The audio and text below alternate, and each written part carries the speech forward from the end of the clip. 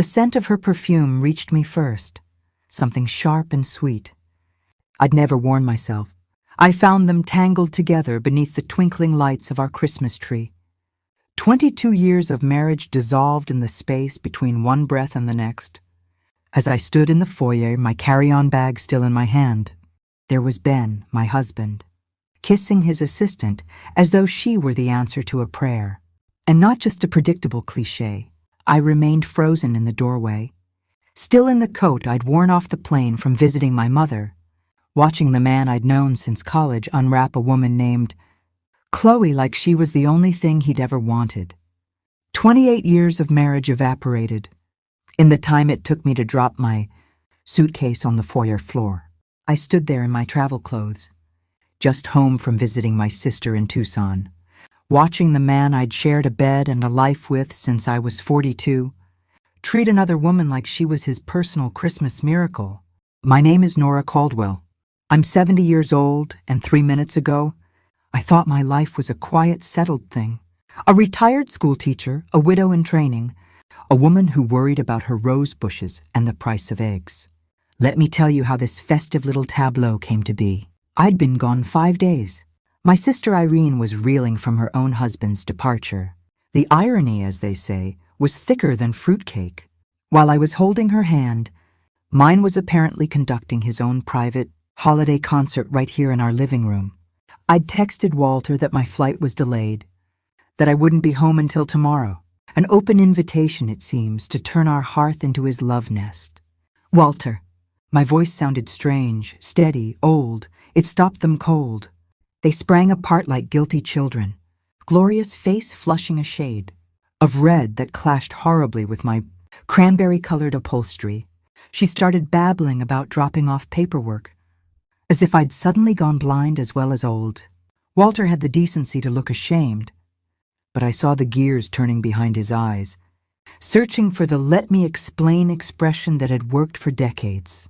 Nora, this isn't what you think. Isn't it? I set my purse on the hall table with deliberate care. Unless the American Dental Association now recommends extensive oral exams under spruce trees, I think it's exactly what it looks like. Gloria snatched her coat and scurried out, a whirlwind of gardenia scent and mortification. Smart girl. Walter ran a hand through his thinning hair. Nora, please, sit down. Let's talk about this like adults. Adults, I repeated, staring at the tree I'd decorated while listening to Perry. Como. Is that what we're calling it now? How long? He sighed, a great weary sound. A few months. 6, I stated, knowing it in my bones. 6 months of him working late, of new cologne, of distracted kisses. 6 months of me blaming his mood on his impending retirement, on prostate worries, on anything but the obvious. I want you to leave, I said.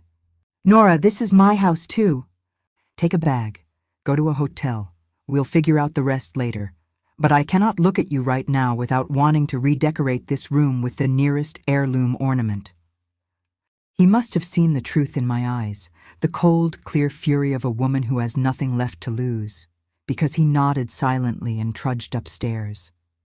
20 minutes later, he was gone. The house was silent, except for the ticking of the grandfather clock. I stood in the living room, the ghost of gardenias clinging to the air, the Christmas lights twinkling merrily over the corpse of my marriage.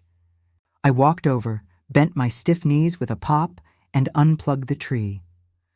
The room went dark, but for the street lamp glow through the window. Then I put on my coat and walked out into the December night. I didn't know where I was going. I just knew I couldn't stay. The cold was a slap, a good one. I walked with no destination, past houses glowing with warmth and family.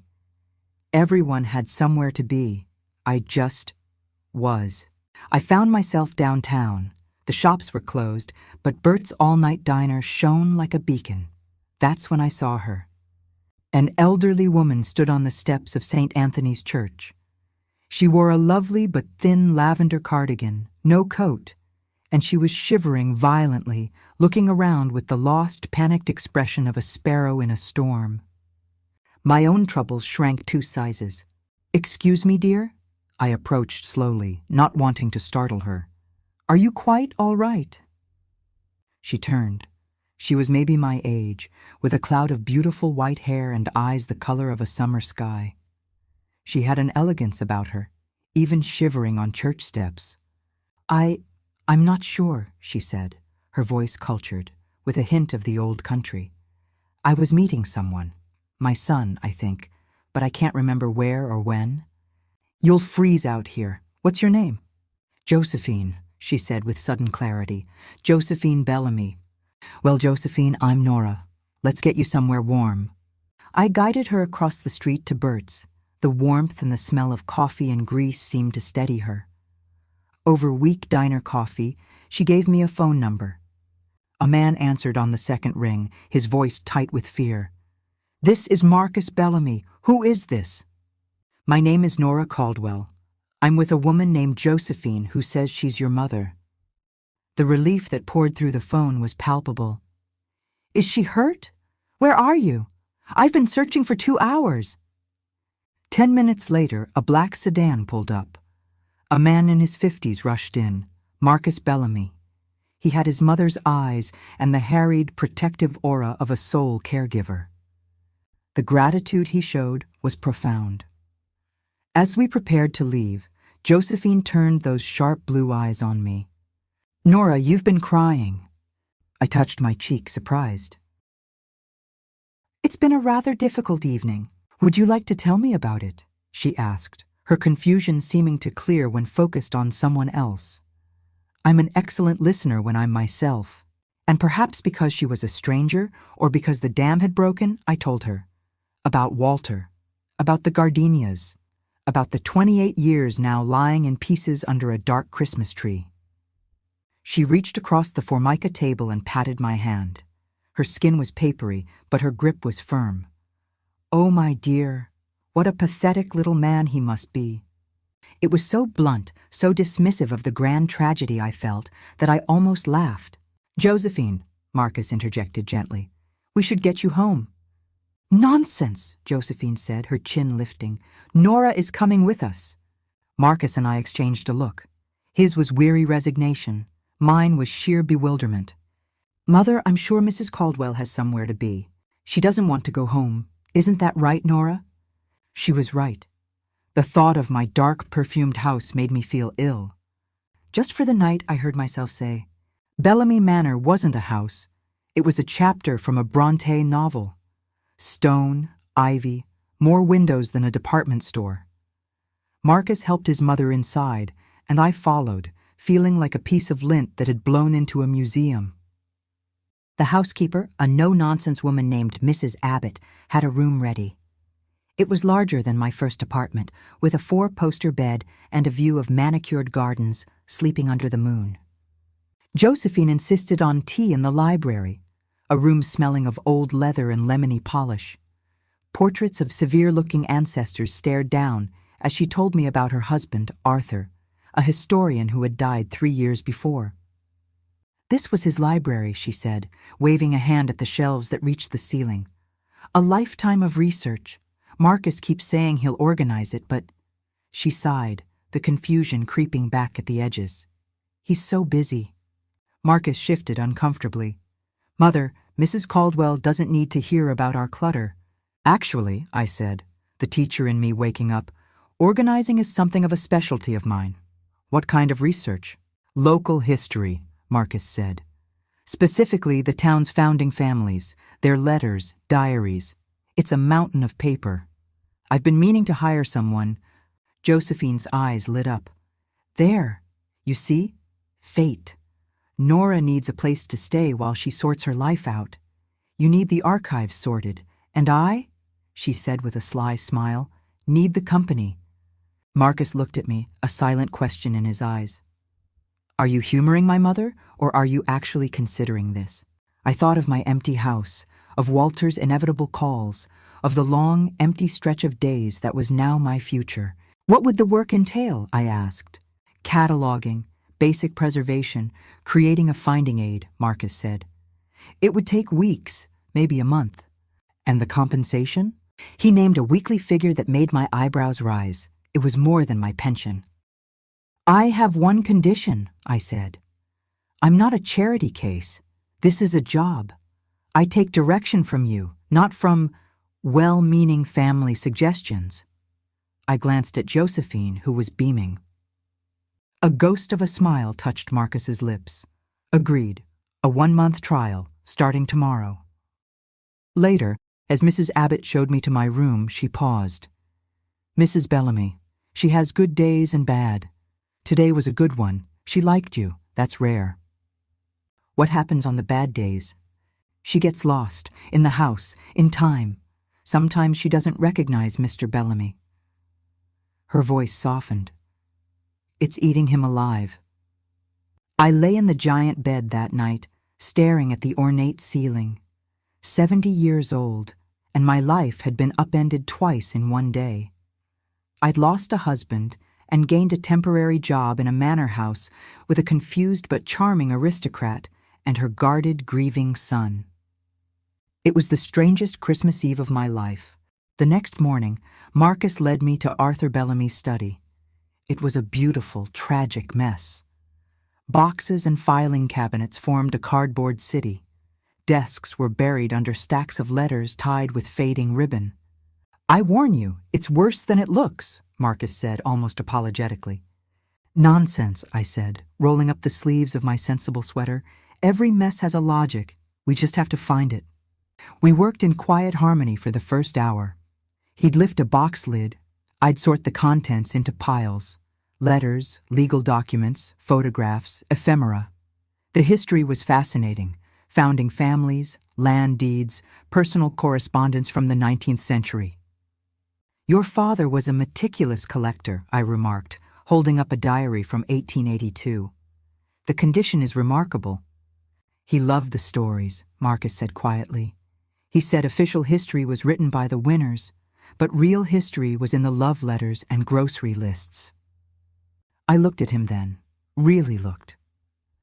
The careful businessman facade was there, but underneath I saw the bookish boy who must have adored his historian father. A boy who was now shouldering the weight of a vast estate and a fading mother. "You miss him." "Every day." He didn't elaborate. He didn't need to. Josephine joined us at lunch, brought in by Mrs. Abbott on a tray. Her eyes were bright, clear. "Making progress?" she asked, surveying our organized chaos.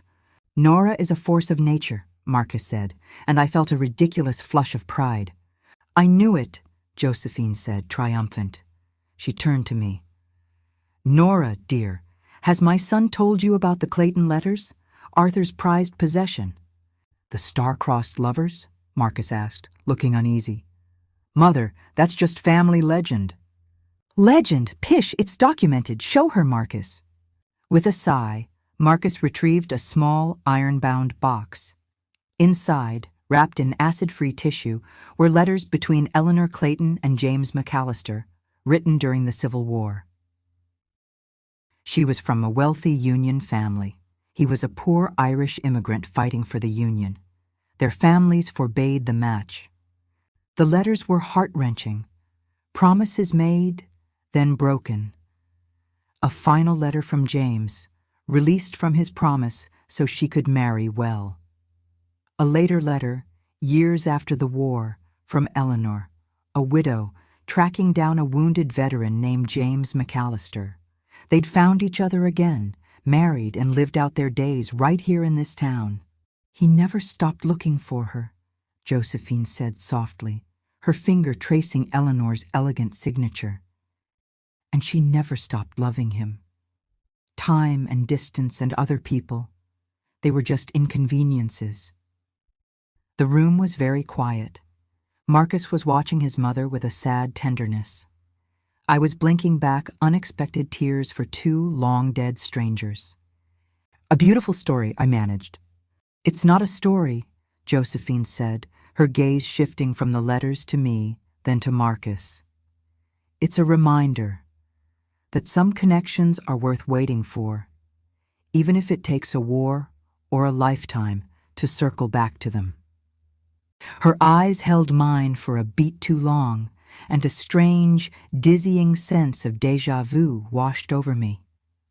Something about Marcus's profile, the slope of his shoulder as he looked at the letters. "Josephine," I said slowly, "have we met before, a long time ago?" She smiled, a mysterious, knowing curve of her lips. "Now, Nora, what a question." The peace of the next few days was shattered by a pounding on the Manor's heavy front door. Mrs. Abbott answered, and Walter's voice, loud and aggrieved, echoed through the marble foyer. "I know she's here. I want to see my wife." I froze in the doorway of the study, a 1910 census record crumbling to dust in my hands. Marcus was beside me in an instant. "Stay here. I'll handle this." "No," I said, finding my steel. "He's my mistake. I'll clean it up." I found Walter in the grand foyer, red-faced, looking simultaneously impressive and ridiculous amidst the Bellamy's heirlooms. "Nora! Thank God! What is this place? Are you all right?" He tried to reach for me, but I stepped back. "What are you doing here, Walter?" "I'm your husband. I was worried sick. You can't just disappear into some mansion." He glared at Marcus, who had followed me out. "Who is this?" "This is Marcus Bellamy. I'm working for him, cataloging his father's historical collection." "Working?" Walter sneered. "At your age? Don't make me laugh, Nora. Come home. We need to talk." "We have nothing to talk about. You made your choice. It smelled like gardenias." His face hardened. The conciliatory act dropped away. "Don't be naive. You walk out. You stay in some stranger's house. It doesn't look good. Not for the divorce proceedings." The threat was clear. "Are you threatening me, Walter?" "I'm being realistic. Come home, be reasonable, and we can settle this fairly between us. Keep this up." He gestured vaguely at the opulence around us. "And I'll have to make sure the judge understands the situation." An older woman, vulnerable, swept off her feet by a wealthy man. Marcus stepped forward, his voice dangerously calm. "Mr. Caldwell, you will leave now. You are harassing an employee and a guest in my home." "Employee?" Walter laughed bitterly. "Is that what they're calling it?" Something in me snapped. The quiet, accommodating Nora was gone. "Get out, Walter. I am not your wife anymore. I am not your problem to manage or your asset to protect. I am Nora Caldwell, and I am exactly where I choose to be. Your lawyer can talk to my lawyer." "You don't have a lawyer." "She does now," Marcus said, pulling out his phone. "James Whitaker will be contacting yours by the end of the day. Now, I believe you know the way out." Walter left, sputtering threats about forensic accountants and character witnesses. The grand door closed with a solid, final thud. The adrenaline left me shaking. Marcus guided me to a chair in the library. "I'm sorry," I whispered. "I brought my mess to your doorstep." "You brought nothing he didn't force you to carry," he said fiercely. "Nora, let me help. Whitaker is the best. He'll make sure Walter can't touch you." "I can't accept that." "Why not?" "Because," I cried, the frustration of a lifetime bubbling over. "Because I've spent 70 years paying my own way, being responsible, not owing anyone. I won't start being a burden now." "A burden?" He knelt in front of my chair, forcing me to look at him. His eyes, so like his mother's, were blazing. "Is that what you think this is? My mother adores you. You've brought light back into this quiet, sad house. You're saving my father's life's work. You are the furthest thing from a burden I have ever encountered." I stared at him, this kind, complicated man. "Marcus, He stood up abruptly, running a hand through his hair. "I'm sorry. That was too much. I can't stand seeing someone like him try to diminish someone like you." From the doorway we heard a soft clap.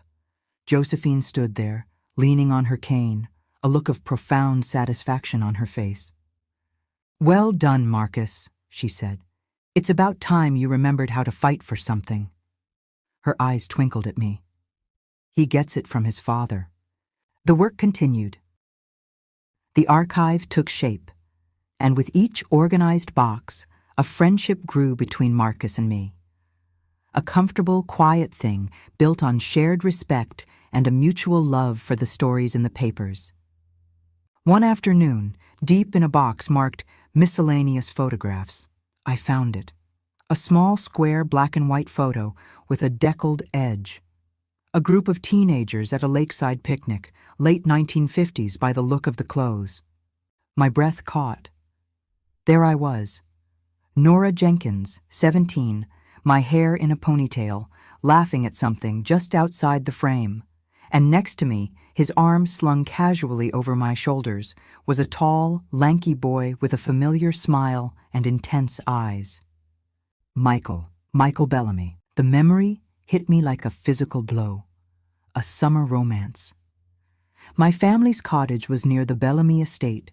He was the brainy, quiet grandson visiting his grandparents.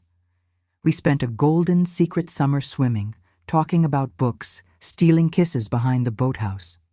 He promised to write when he went back to the city. He never did. I'd been heartbroken for a whole September.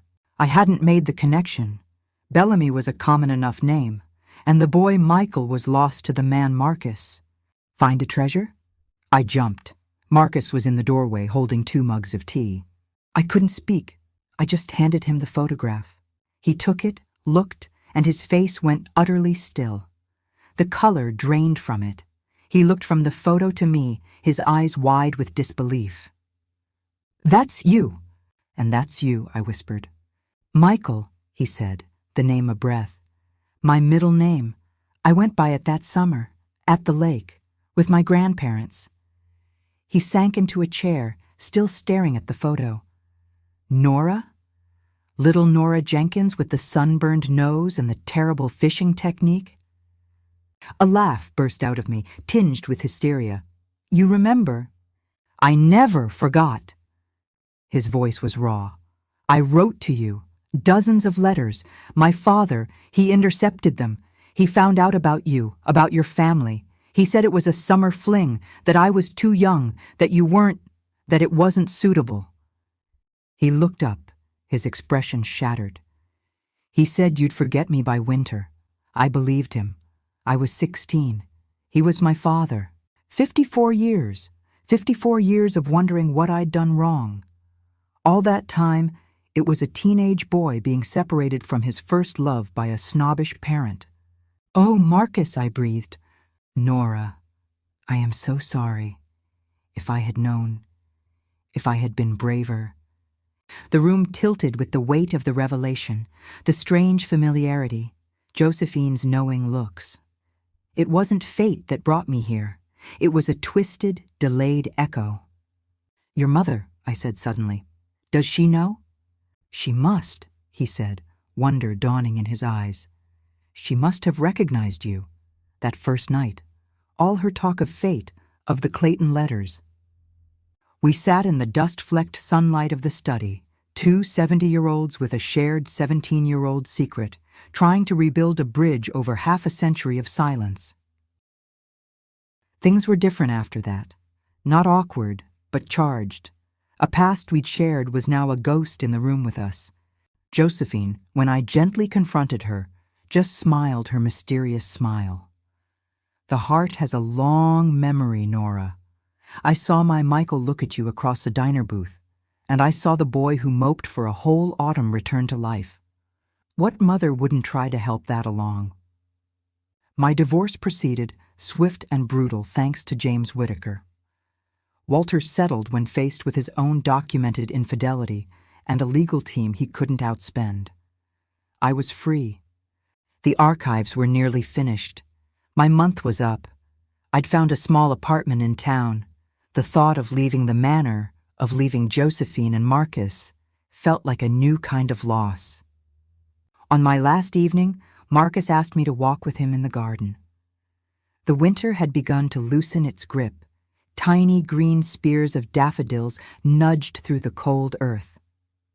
"The work is done," he said. "You've created something wonderful from my father's chaos, a real legacy." "It was my pleasure, truly." He stopped walking, turning to face me. Nora, I have a proposition. My heart, foolish old thing, gave a flutter. The east wing of the house. It has its own entrance, a small kitchen, a library. It's been empty for years. I was thinking, it could be the Bellamy Historical Archive, a proper curated collection open to researchers by appointment. He took my hands. His were warm. I was thinking you could be its director, its curator. Live there, keep the stories safe, keep my mother company, keep me from rattling around in this big old house alone. Tears pricked my eyes.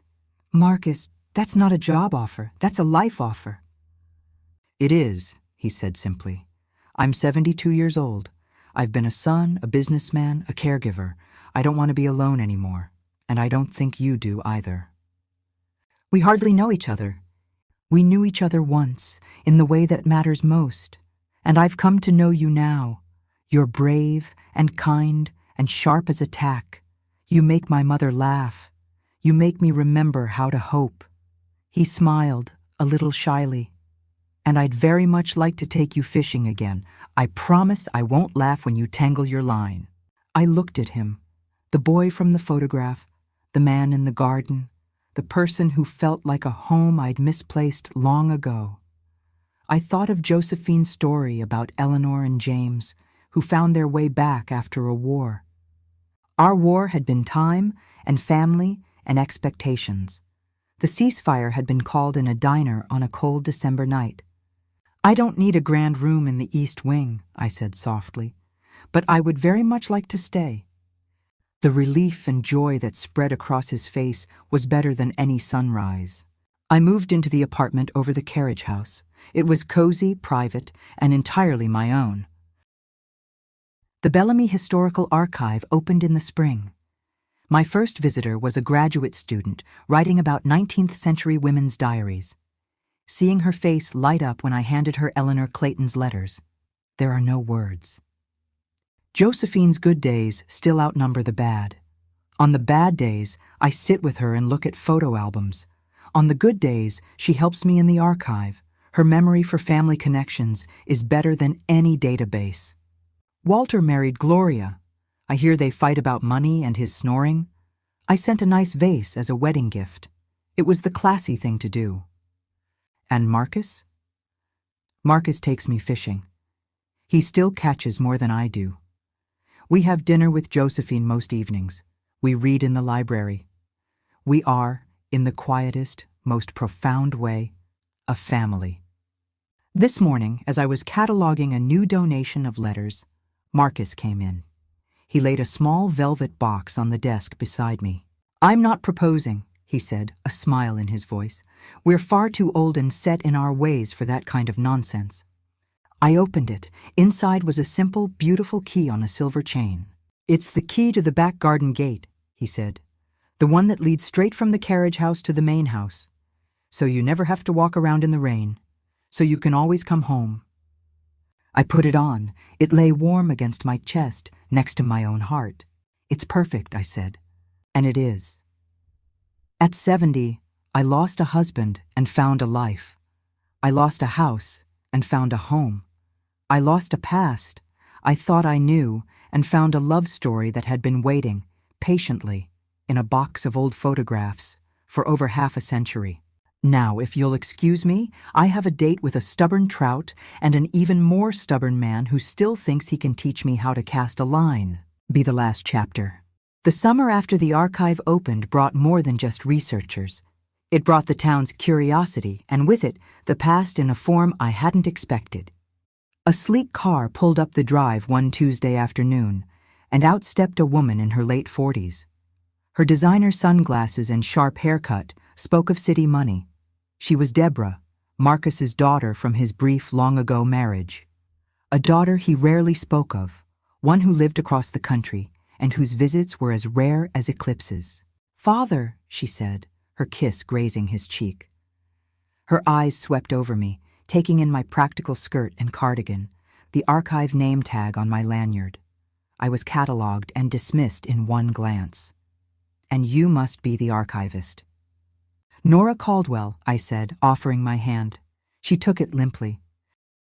"Deborah's visit is a surprise," Marcus said, his voice carefully neutral. "A happy one, I hope." She smiled, but it didn't reach her eyes. "I was in the state on business. Thought I'd check on grandmother and the estate." Her gaze lingered on the freshly painted sign for the archive.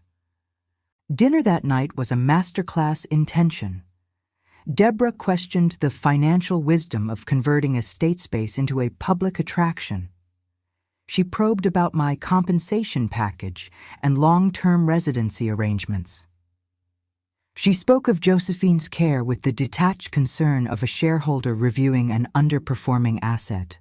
"The archive is a non-profit trust, Deborah," Marcus said, his patience thin. "It honors your grandfather's work. Nora is its director, and her living arrangement is private." "Everything here is family business, Father," she replied coolly. "And with grandmother's condition, one has to think of the future, of legacies." Later, as I washed dishes in the carriage house kitchen, I saw the shadow on my porch. Deborah. "We should talk," she said, not asking to come in. I opened the door. "Would you like tea?" "No." She remained standing. "I'll be blunt. I don't know what your game is, but I see it clearly. You've inserted yourself into a vulnerable family, into a valuable estate. My father is a lonely man. My grandmother is unwell. It's convenient." The accusation was so cold, so calculated, it stole my breath for a moment. Then the old teacher in me straightened my spine. "My game, Deborah, is doing a job I was hired for, caring for a friend I cherish, and finding peace in a life that took an unexpected turn. I suggest you discuss your concerns about the estate's future with your father, not his archivist." "This isn't just about archives," she snapped. "He looks at you differently. It's inappropriate. You're a paid employee." "I am a 70-year-old woman who has earned every right to my own choices and friendships," I said, my voice quiet but firm. "Now, if you'll excuse me, it's late." She left, but the chill she brought lingered. Walter's threats had been born of spite. Deborah's were born of a colder substance, entitlement and greed. The past wasn't done with me yet. It had just put on a sharper suit. The tension with Deborah cast a pall, but the work, as always, was an anchor. I was deep in a box of uncatalogued journals when I found it. Arthur Bellamy's personal diary from the year Marcus turned 16, the summer of our lake romance. My hands trembled as I opened it. The prose was elegant, scholarly. Entries about research, about Marcus's potential, about his disappointment in his son's distracting attachment to a local girl of no particular standing or ambition. Then the entry that confirmed everything. Intercepted another letter today, the Jenkins girl. She writes with a frustrating persistence. Marcus mopes. This infatuation must be cauterized for his own good. Sent a letter to her parents, suggesting they encourage more suitable prospects for their daughter. Better to end it cleanly now than let hope fester. He hadn't just stopped Marcus's letters. He'd written to my parents. I remembered my mother's sudden, awkward conversations that fall about boys with futures, my father's unusual sternness when I mentioned Michael's name. I'd thought they were being overprotective. They'd been manipulated. The anger was a hot, clean flame. A grown man, a scholar of human stories, had deliberately broken two young hearts to uphold an idea of suitability. I showed it to Marcus that evening. He read it in silence, his face turning to stone. When he finished, he closed the book gently. "All these years," he said, his voice thick, "I was angry at him for being rigid. But this was cruel, to you, to your family, to me." "He thought he was protecting your future," I said, though the words tasted sour. "He was protecting his idea of what my future should be, and he stole one from me. From us." He looked at me, grief and fury warring in his eyes. I am so sorry, Nora, for all of it. The discovery changed things. The last ghost of the past was laid bare. Our lost summer wasn't bad luck or fading affection. It was a deliberate sabotage. The knowledge was painful, but it was also a release. The fault had never been ours. Josephine's health took a gentle downturn as autumn painted the trees. The good days were still there, but shorter, like the dwindling sunlight. On one particularly clear afternoon, she asked me to wheel her to the garden. "The roses are putting on a final show," she said, breathing in the crisp air. We sat in silence for a while, watching the leaves fall. "Deborah worries about legacies," she said suddenly, her voice clear as a bell. "She thinks it's about money, about deeds. She's wrong." She reached over, her frail hand covering mine. "A legacy is a story that keeps being told. Arthur left boxes of paper. Marcus left a successful company. What will they matter in 100 years?" She squeezed my hand. "You, my dear, you and my Michael. You are my legacy." I looked at her, confused. "Love that returns," she said simply. "Love that is patient and kind and finds its way home through time and foolishness. That's the story I want left behind. Not in a diary or a ledger, but in the way you look at each other across a room, in the peace you've brought this old house." Tears streamed down my face. "Josephine, hush. I'm not dying today. I'm just clarifying." Her eyes twinkled. "I've rewritten my will. The archive, the trust that runs it, the carriage house, they're yours. In perpetuity. Deborah will get the other assets, the things that clink and shine. But this heart of the place, I'm leaving it to the heart of my family." I was speechless. It was too much. "Don't argue with a dying woman," she chided, though she wasn't dying. "It's rude. I'm giving you the job of tending our story. The whole story.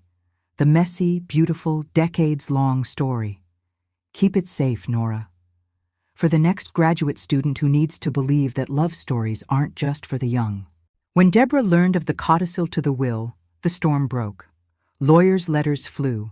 She accused me of undue influence, of exploiting a woman with diminished capacity. Marcus was magnificent. He stood before his daughter, not as a pleading father, but as the head of the family. "Your grandmother's mind is as sound as it has ever been on matters of the heart. This was her choice, her gift, and I will spend every penny I have defending her right to make it and Nora's right to receive it." The fight was brutal, but brief. Josephine's doctors testified to her lucidity. I offered, in front of all the lawyers, to renounce the bequest if it would bring peace. Marcus and Josephine in unison said no. Faced with a united front and the cold light of legal scrutiny, Deborah finally settled.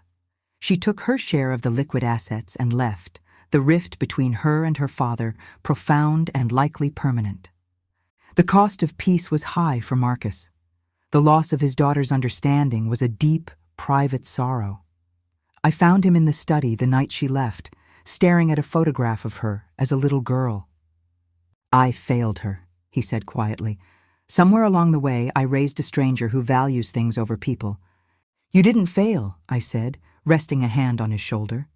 "She made her choices, just as we made ours.